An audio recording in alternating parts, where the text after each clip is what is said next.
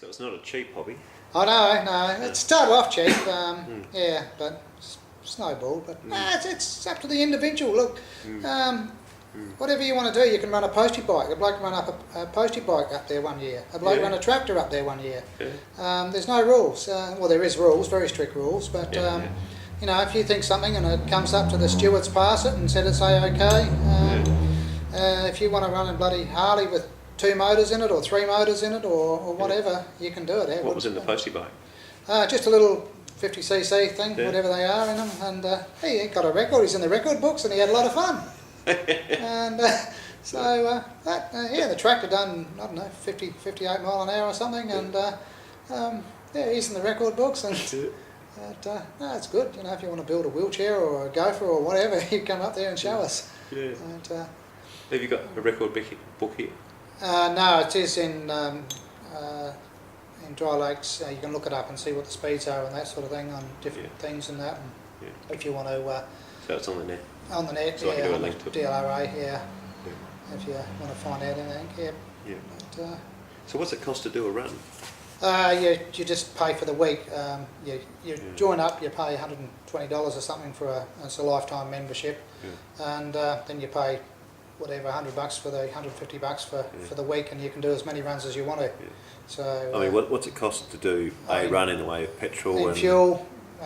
Any other costs? I don't know. It's like a speedboat. You just needs a drink, you give it a drink. You know, that's if you want to do, but not a great deal because some of the big cars running on methanol and that, and you get up, it gets expensive, but diesel's not all that dear. So, but yeah, it's up to the individual. You know, if you send cars up there run 2 motors and that, well, you know, they're chewing up a bit of fuel. And, but it's good thing. But, yeah, a bit of a disease that gets into you. What does your wife say? Oh, she likes it. Yeah, she's an interest. Well, she'd rather see me out there and mucking around the shed building it than be down the pub. You know, at least you know where your money's going, and and you're not fighting. Not fighting, no. And she likes it. Each year we come back. She's going to the Salt with me this year. I said I wanted to come up. I would like her to come up one year just to see that we don't drink and smoke and swear and carry on. And, so she said she'll come up this year just to see how we do it, and then when we come back she knows what we're talking about, you know. There's quite a few women go up there. It started off there wasn't, but now there's more and more women get up there, and we've got some good ladies in the club that are very club efficient and that. So where are you going to camp up there? Yeah, is it going to be any different with your wife there? Or? Yeah, because I'm not a tent person because the drop bears get me, so I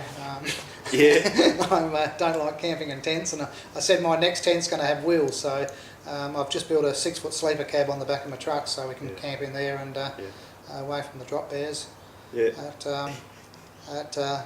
I like a bit of company. I don't understand. There's ants and snakes and things on the ground and that, and I'm not into that. No, you don't want to chuck a swag on the ground, man? No, not this boy. So I'm making my bunk in the the truck there pretty comfortable. So you camp out on the Salt when you're No, we don't camp on the Salt. Some do. There's half a dozen people camp out on the Salt, but they don't like you camping out there. And we come up into the high country, which was just off the edge of the lake here, and there's a bar and a canteen, so you can have a hot meal there at night and a few cold beers. And then our camp's just over the hill a little bit, you know, a couple of k's away. The DLR camp is with power and toilet and showers and that. And that's just used once a year? Once a year, yeah. It's big gen sets up there. And there's a lot of maintenance goes into it, you know, the gen sets and water and all that sort of thing, and toilet blocks, and you know, you get 1,000 people up there. There's a lot involved, and it's all volunteers. So you know, a lot of people bag it, say, oh, the toilets were blocked or something. Well, hang on, give us a hand. It's all up to the individuals, you know. No one gets paid. Better show us a truck. Yeah. Can do that.